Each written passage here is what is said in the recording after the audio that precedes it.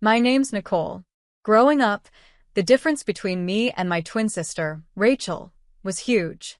She was the golden child, and, well, I wasn't. Our dad was a strict university professor who spent all his time on books and lectures. Our mom was the perfect housewife, dedicated to her home and family, always pushing us to follow in her footsteps. For as long as I can remember, home felt more like being constantly judged. My parents had a vision of the perfect family, and it didn't include a daughter who wore band t-shirts and kept to herself. "Nicole, why can't you be more like your sister?" was my mom's favorite phrase, usually said when I came to breakfast with my headphones in, trying to block everything out. Rachel, on the other hand, soaked up all their approval. "I don't get why it's so hard for you to wear a nice dress and smile more," she'd say, flipping her perfect hair. It felt like we were from different worlds. One Monday, our family was getting ready for one of Dad's boring faculty parties, which we had to attend. I decided to rebel in the smallest way I could. I put on my darkest eyeliner and wore boots that definitely didn't fit the dress code. "You're not going out like that, are you?" Mom asked when she saw me on the stairs, her eyes glued to my boots like they were dirty. I shrugged. "Why not?" She sighed, the kind of long sigh that made me feel like I was ruining her perfect world. "Please, Nicole, just this once, can't you try to fit in?" she begged. "For what? So you can act like we're the perfect family?" I shot back, fed up with it all. "It's not pretending. It's about showing respect for your father," she said, her voice getting serious. Rachel, hearing us, came down the hallway, her heels clicking loudly. "Mom's right, Angela. It's not that hard to look decent. Why do you always make things difficult?" "Maybe I don't want to be a copy of you, Rachel," I snapped, feeling my face get hot. I hated these arguments, hated being compared to her. I hated feeling like I didn't fit in my own home. Dad showed up at the bottom of the stairs, his eyebrows furrowed. His voice was firm. "Nicole, go change now. We're leaving in 22 minutes. There was no arguing with him. He didn't have to yell. The look of disappointment on his face was enough to make me turn around and go back to my room. I swapped my boots for plain flats and wiped off half of my eyeliner. On the way to the party, the car was silent, except for the classical music Dad always played because he thought it was calming. I stared out the window as the trees blurred by.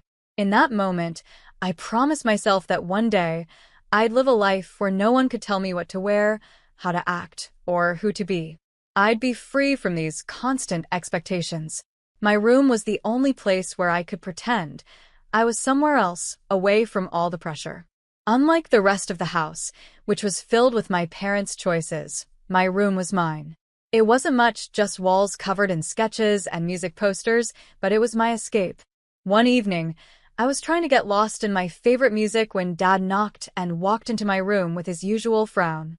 "Nicole, turn that noise down. And why haven't you studied with Rachel today?" "You both have exams coming up," he said in a stern voice. I pulled out one earbud and replied calmly, "I've been studying, just not with Rachel. I learn better on my own." Dad shook his head, clearly not convinced. "You know the rules. Your sister gets good grades, and you should be doing the same.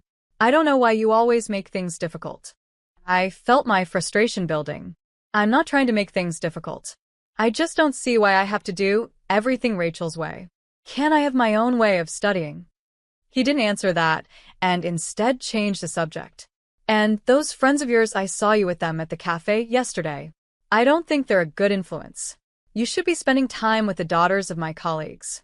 They're more suitable." I felt my temper rising. Suitable for what?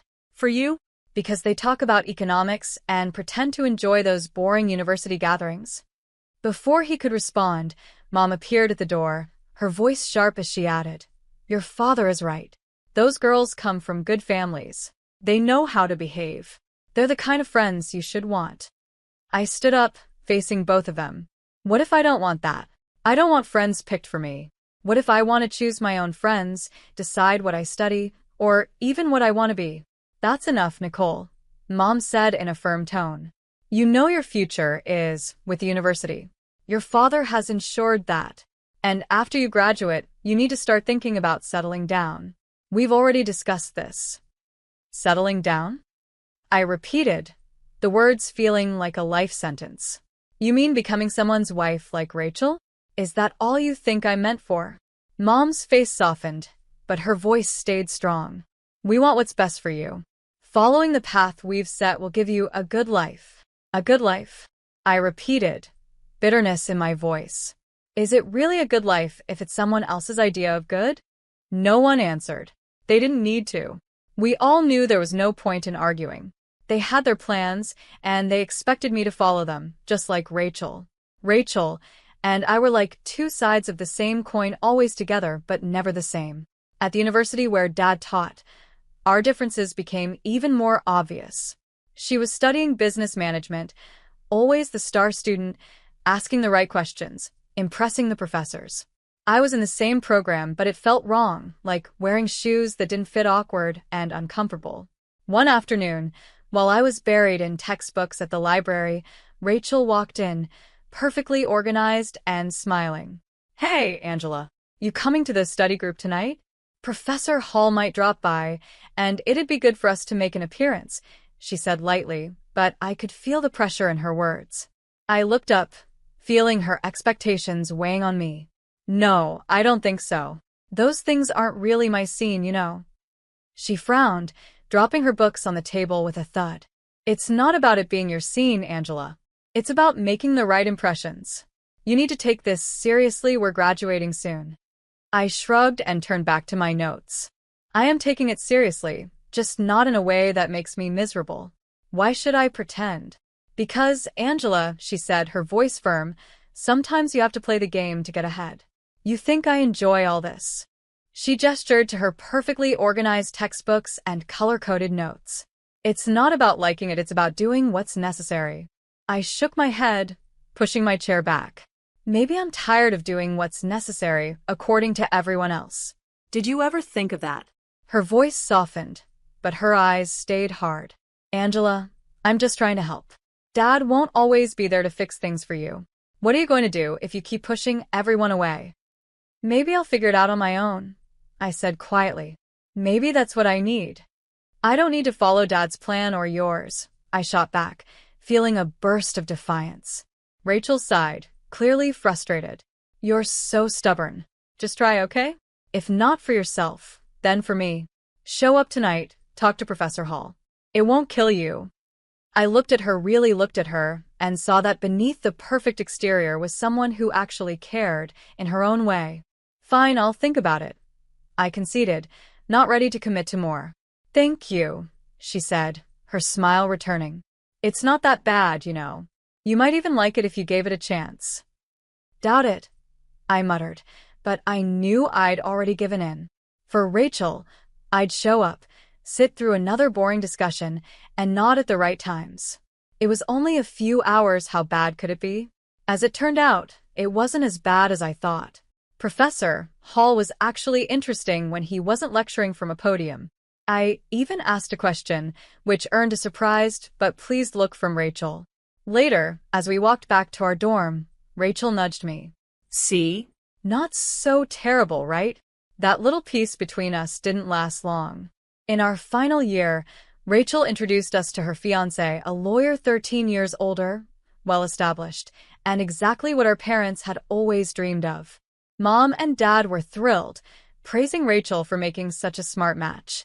Then, they turned their expectant eyes on me. Now, Nicole, it's your turn to find someone suitable, Dad said one evening over dinner, his tone making it clear that my time was running out. Mom nodded eagerly, already planning my future, like it was another one of her organized home projects. Think about your future, dear. Someone who can provide for you, who has a good standing. I stared down at my plate, feeling the pressure build. Rachel's wedding was a perfect display of Mom's vision, everything meticulously planned, from the bridesmaids' dresses to the flowers, all showcasing our family's prestige. After the wedding, Mom often visited Rachel, offering advice and making sure her life followed the path she had mapped out. Watching this, I knew one thing for sure. I didn't want my life to be shaped by someone else's hands. One day, I was walking down the street, lost in thoughts of how to escape the life my parents had planned for me. That's when I heard the deep rumble of a motorcycle. Curiosity pulled me toward the sound, and then I saw him, Charles, with his leather jacket and carefree smile, pulling up beside me. "You look like you need a ride," he called out over the roar of the engine, a playful twinkle in his eyes. I hesitated, looking back toward home, then at his outstretched hand. What did I have to lose? "Sure, why not?" I said, my voice a mix of nerves and excitement. As I climbed onto the back of his bike, a surge of adrenaline rushed through me. The wind whipped through my hair, and for the first time in ages, I laughed a real, genuine laugh. Charles shouted something about showing me his world, and I held on tighter, not wanting the moment to end. We stopped at a diner popular with bikers. Over burgers and fries, Charles told me about his life as a welder, his passion for motorcycles, and his love for the open road. It was so different from anything I knew, raw and real. "Don't you get scared living like this?" I asked, my voice barely cutting through the noise around us. "Scared? No way. It's thrilling. You never know what's around the corner." "Isn't that better than having everything planned out for you?" he replied, his eyes lighting up with excitement. Over the next few weeks, we met in secret. Each ride on Charles's bike took me further from the life I was supposed to live and closer to the one I wanted. The speed, the adventure, it wasn't just about the thrill. It was about feeling alive and free. One evening, as we watched the sunset from a quiet overlook, Charles turned to me and said, "Nicole, I don't just ride to escape. I ride to feel alive, to make every moment count. With you, every moment feels like it matters." I leaned into him, my heart racing. "I've never felt like this before.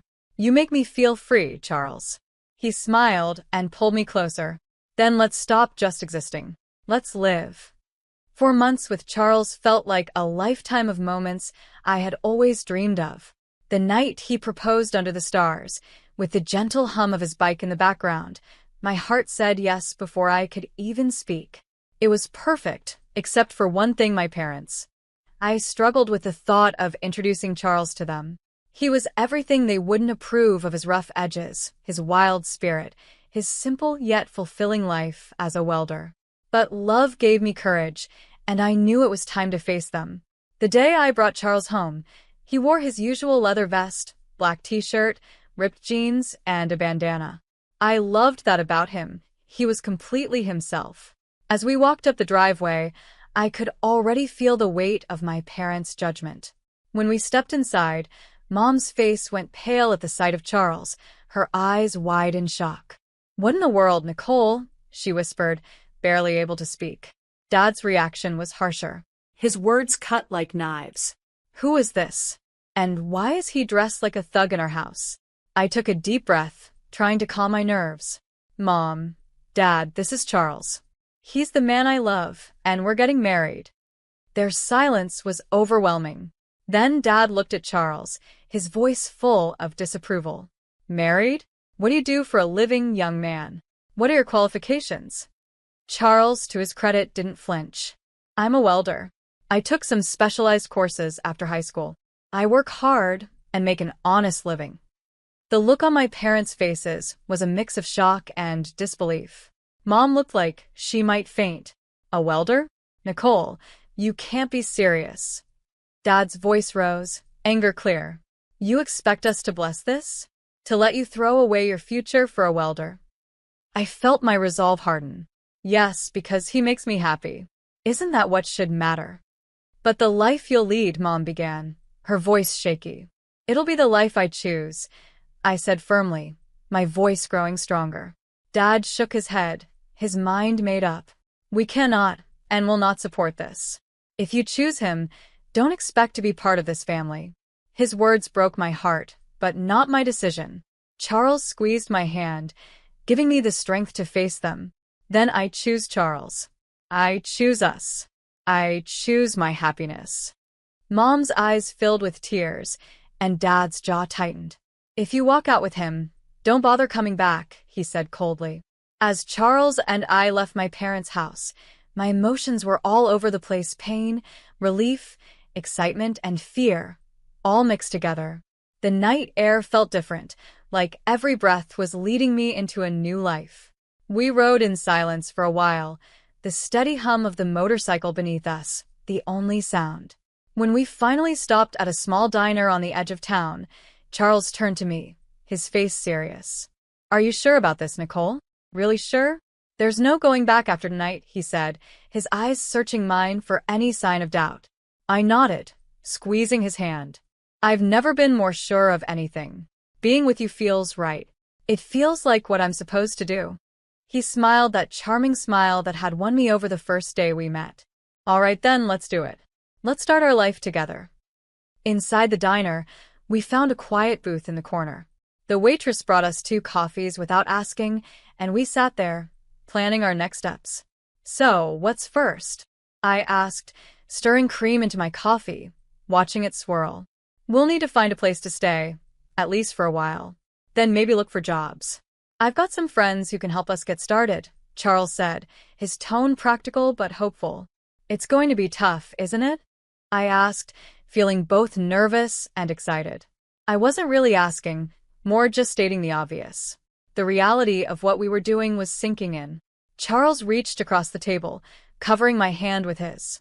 "It might be tough, but we'll handle it together. We've both been through hard times before, right?" I couldn't help but laugh, a quick, real laugh. "Right." Together. We spent hours in that diner, talking and planning. Every so often, Charles would throw out an idea that sounded so wild and free, it made my heart race. "And maybe one day, we'll save enough to take that road trip across the country, just you, me, and the open road," he said. "I like that," I replied, letting myself dream bigger than I ever had before. As we rode back into the city, we started searching for our new life. The next few weeks were a blur of activity. We found a small apartment on the edge of town. It wasn't fancy, but it was ours. Charles got a job at a local garage, and I picked up shifts at a nearby diner. Life wasn't easy, but it was ours. We made it work with what we had, and every night, coming home to each other felt like we had everything. Months later, we decided it was time to make things official and got married in a small, intimate ceremony. I held on to a tiny hope that my family would come, that they'd see how happy I was and let go of their judgments. But the seats reserved for them stayed empty, and no messages of congratulations came. Despite the sting of their absence, the day was perfect because it was ours. Over time, I grew very close to Charles's mom. She welcomed me with open arms, calling me her daughter and helping fill the void left by my family's rejection. Her warmth and love healed some of the pain my parents had caused. Things started looking up for us. After Charles completed training and became a certified underwater welder, his income jumped to $450,000 a year. That change made a huge difference. We were able to buy a townhouse in a nice area, the kind of place I'd always dreamed of, but never thought I'd actually live in.